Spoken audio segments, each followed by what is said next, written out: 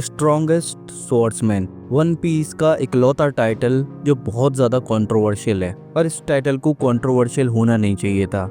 अगर नैरेटिवली बात करें तो इस टाइटल की इम्पोर्टेंस सबसे ज़्यादा है अगर हम बाकी टाइटल्स की बात करें, जैसे कि वर्ल्ड स्ट्रॉन्गेस्ट मैन की और या फिर वर्ल्ड स्ट्रॉन्गेस्ट क्रीचर, क्योंकि ये टाइटल वर्ल्ड स्ट्रॉन्गेस्ट स्वॉर्ड्समैन हमारे डायरेक्टली दूसरे मेन कैरेक्टर से जुड़ा हुआ है और वो है ज़ोरो। और हमको पता है कि ज़ोरो की इम्पोर्टेंस इस स्टोरी में बहुत बहुत बहुत ज़्यादा है। लूफी के बाद सबसे इम्पोर्टेंट कैरेक्टर ज़ोरो है और इसमें कोई डाउट नहीं है। जिस तरीके से ओडा ने उसको पोर्ट्रे किया है, जिस तरीके से वो फैन फेवरेट है, I think without a shadow of a doubt zero is the second main character of the story. और हम जानते ही हैं कि ज़ोरो का गोल है वर्ल्ड स्ट्रॉन्गेस्ट स्वॉर्ड्समैन बनना, और जो टाइटल है वर्ल्ड स्ट्रॉन्गेस्ट स्वॉर्ड्समैन उसके पीछे बहुत ज़्यादा कंट्रोवर्सीज है और रीज़न भी बहुत ज़्यादा सिंपल है, मीहॉक वर्सेस शैंक्स। पर आज हम उसकी बात नहीं करेंगे, आज हम बात करेंगे प्रीवियस वर्ल्ड स्ट्रॉन्गेस्ट स्वॉर्ड्समैन की, कि मीहॉक से पहले कौन वर्ल्ड स्ट्रॉन्गेस्ट स्वॉर्ड्समैन था। तो अभी तक वन पीस की स्टोरी में हमको दो ही कैरेक्टर हैं जो कंफर्म्ड हैं कि वो वर्ल्ड स्ट्रॉन्गेस्ट स्वॉर्ड्समैन हैं और थे। नंबर 1 है मीहॉक, जो कि करेंटली वर्ल्ड स्ट्रॉन्गेस्ट स्वॉर्ड्समैन है इस एरा का, और दूसरा है स्वॉर्ड गॉड रियुमा।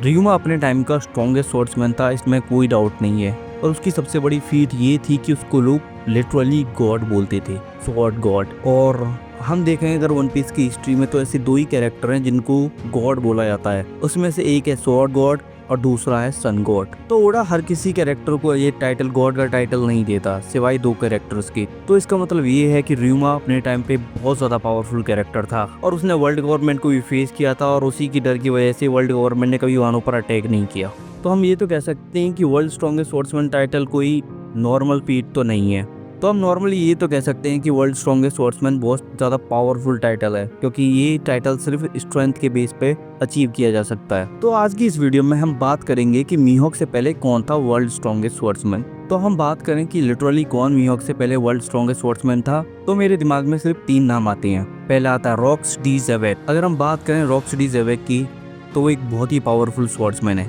और ओडा ने उसकी स्वॉर्ड्समैनशिप को स्पेसिफिकली हाईलाइट किया था एल्बाफ के स्टार्टिंग चैप्टर्स में। और उस चैप्टर में हमको कंफर्म हो गया कि रॉक्स की जो स्वॉर्ड्समैनशिप है वो एक हथौड़े की तरह है। जब वो स्विंग करता है तो एक हथौड़े जैसा साउंड आता है, एक तरीके से डिस्ट्रक्टिव। और रिसेंट चैप्टर में हमने ये भी देखा कि वो कटिंग स्लैशेस भी यूज करता है। तो ऑब्वियसली वो एक स्ट्रॉन्गेस्ट स्वॉर्ड्समैन अपने टाइम का। उस टाइम पर मुझे नहीं लगता कोई कैरेक्टर उससे ज़्यादा पावरफुल था। और जिस हिसाब से ओडा ने उसको पोर्ट्रे किया है, जिस तरीके से जो फीट्स दिए, एडमिरल को ख़त्म करना और हेराल्ड से क्लैश करना और ईमो से फेस टू फेस मिलना, अभी तक ऐसा कोई भी कैरेक्टर नहीं है ओल्ड जनरेशन का जो रॉक्स के पोर्ट्रेयल से मैच कर सके। अब मैं बात कर रहा हूँ रॉजर की भी, गार्प की भी और यहाँ तक कि हेराल्ड की भी। अभी तक हमने स्टोरी में कोई भी ऐसा कैरेक्टर नहीं देखा जो जिसका पोर्ट्रेयल रॉक्स डी ज़ेवेट जैसा हो। तो अगर मुझे बैट करनी हो कि कौन प्रीवियस वर्ल्ड स्ट्रॉन्गेस्ट स्वॉर्ड्समैन है, तो मेरी पहली बैट रहेगी रॉक्स डी ज़ेवेट।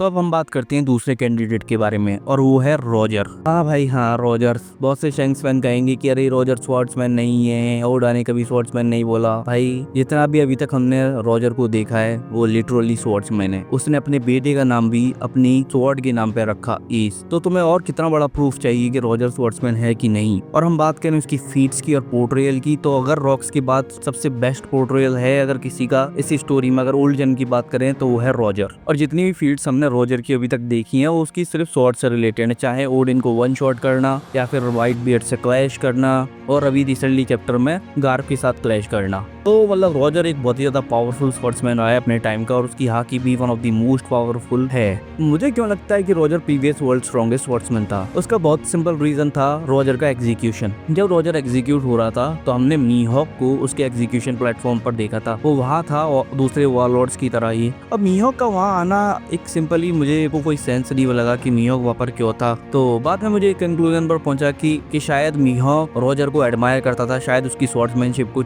या फिर वो उसको सरपास करना चाहता था वर्ल्ड स्ट्रॉन्गेस्ट स्वॉर्ड्समैन के लिए। क्योंकि जैसा कि हमको पता है कि रॉक्स डी ज़ेवेट इस आर्क में उसका दी एंड होने वाला है, तो उसके बाद भी कोई ना कोई स्वॉर्ड्समैन तो रहा होगा जो वर्ल्ड स्ट्रॉन्गेस्ट स्वॉर्ड्समैन कहलाता हुआ। तो मुझे लगता है कि रॉजर वो वर्ल्ड स्ट्रॉन्गेस्ट स्वॉर्ड्समैन था और मीहॉक उसके एग्जीक्यूशन पे इसलिए था शायद कि वो शायद रॉजर को एडमायर करता हो, उसकी स्ट्रेंथ को, इसीलिए वो वर्ल्ड स्ट्रॉन्गेस्ट स्वॉर्ड्समैन टाइटल के पीछे लगा हो। और जैसा कि हम जानते हैं कि मीहॉक एंड शैंक्स दोनों बहुत ज़्यादा पावरफुल कैरेक्टर्स रहे हैं अपनी स्टोरी के, और दोनों बहुत अच्छे फ्रेंड भी हैं। और हमको ये ज़रूर पता है कि शैंक्स बहुत ज़्यादा रॉजर को से सिमिलैरिटीज़ करता है और वो उसी की तरह से एडवेंचरस भी है। लेकिन मीहॉक का रॉजर के एग्जीक्यूशन में होने का सिर्फ एक ही रीजन हो सकता है कि मीहॉक रॉजर को एडमायर करता हो। अगर मीहॉक रॉजर को एडमायर करता था तो उसका सिर्फ एक ही रीजन हो सकता है कि वो रॉजर अपने टाइम का वर्ल्ड स्ट्रॉन्गेस्ट स्वर्ड्समैन था रॉक्स के बाद। और जैसा कि हम जानते हैं कि मीहॉक और शैंक्स के मतलब पास्ट में बहुत लेजेंडरी डुअल्स थे, और हमको पता है कि शैंक्स बिल्कुल रॉजर की तरह फाइट करता है, उसी का स्वॉर्ड टेक्निक यूज करता है, उसी की स्वॉर्ड्समैनशिप यूज करता है। तो हो सकता है कि मीहॉक शैंक्स से इसीलिए फाइट करता था कि वो उसको रॉजर की याद दिलाता है। और हो सकता है कि पास्ट में मीहॉक रॉजर से फाइट किया हो, क्योंकि भूलो मत, पूरा ने व्यूअर कार्ड में स्पेसिफिकली कहा था कि मीहॉक रॉजर के टाइम पे भी बहुत ज्यादा फेमस इंडिविजुअल था। तो हो सकता है कि कभी ना कभी मीहॉक अपनी लाइफ टाइम में रॉजर से भिड़ा हो या रॉजर के साथ क्लैश किया हो। मैं ये नहीं कह रहा कि उसने उसको बीट किया या इक्वली बहुत टफ फाइट दी, मतलब एक लिटरल क्लैश किया हो और उसी की वजह से मीहॉक रॉजर को एडमायर करता हो। और जैसा कि हम जानते हैं कि मीहॉक की पास्ट के बारे में हमको अभी तक कुछ भी नहीं पता, तो हो सकता है कि यही एक मेन रीजन हो कि मीहॉक रॉजर को एडमायर करता हो और इसी वजह से वो वर्ल्ड स्ट्रॉन्गेस्ट स्वर्ड्समैन भी बना। तो हम बात करते हैं अपने तीसरे कैंडिडेट की, जो कि है हेराल्ड। जैसा कि हम जानते हैं कि हेराल्ड इकलौता ऐसा कैरेक्टर था ओल्ड जेन का जिसको हमने देखा रॉक्स से इक्वली फाइट करते हुए। और मैं कॉन्फिडेंटली ये कह सकता हूँ कि रॉक्स के अगर कोई इक्वल था ट्रूली जो अभी तक हमने स्टोरी में देखा है, वो था हेराल्ड। और जैसा कि हम जानते हैं कि हेराल्ड 14 साल पहले मारा था। जो रॉजर के बाद वर्ल्ड स्ट्रॉन्गेस्ट स्वॉर्ड्समैन का टाइटल डिजर्व करता है वो है हेराल्ड, इसमें कोई डाउट नहीं है। क्योंकि अगर रॉजर और रॉक्स के बाद कोई भी मोस्ट पावरफुल स्वॉर्ड्समैन अभी तक हमने स्टोरी में देखा है वो है हेराल्ड। देखो व्हाइट बियर्ड भी टेक्निकली हम कह सकते हैं स्वॉर्ड्समैन, पर हमने लिटरली व्हाइट बियर्ड को बिना स्वॉर्ड के फाइट करते हुए देखा है, तो हम उसको ट्रूली स्वॉर्ड्समैन नहीं बोल सकते। पर हेराल्ड को यस, क्योंकि हेराल्ड को हमने लिटरली रॉक से फाइट करते हुए देखा, वो भी एक स्वॉर्ड डुएल। और मुझे क्या लगता है कि Herald previous world strongest swordsman था।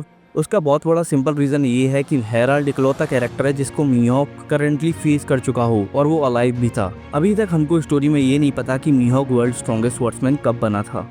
अगर ऐसा कोई कैरेक्टर जिसको मीहॉक हराए और लिटरली वर्ल्ड उसको एक्नॉलेज करे वर्ल्ड स्ट्रॉन्गेस्ट स्वॉर्ड्समैन के लिए, तो मुझे नहीं लगता कि हेराल्ड से बेहतर कोई कैरेक्टर है। और जैसा कि हमको पता है कि जैसा कि हम जानते हैं कि Harold most likely holy knights था, तो हो सकता है कि मीहॉक में और हेराल्ड में कोई डुएल्स हुए हों। और जैसा कि हम जानते हैं कि मीहॉक और इमू में सिमिलैरिटीज हों, और हो सकता है कि मीहॉक भी एक तरीके से एक टाइम पर होली नाइट रहा हो या फिर डायरेक्टली डिसेंडेंट हो इमू का। मीहॉक वर्सेस हेराल्ड मुझे लगता है कि पॉसिबल है, क्योंकि टाइमलाइन मैच कर रही है। क्योंकि अगर देखा जाए, अगर रॉक्स के बाद कोई भी मोस्ट पावरफुल स्वॉर्ड्समैन था तो वो था हेराल्ड। एक टाइम पे मैं सोच रहा था गार्लिंग की, लेकिन गार्लिंग के रिसेंट पोर्ट्रेयल की वजह से मुझे नहीं लगता कि वो स्ट्रॉन्गेस्ट स्वॉर्ड्समैन था। पर हेराल्ड एब्सोल्युटली।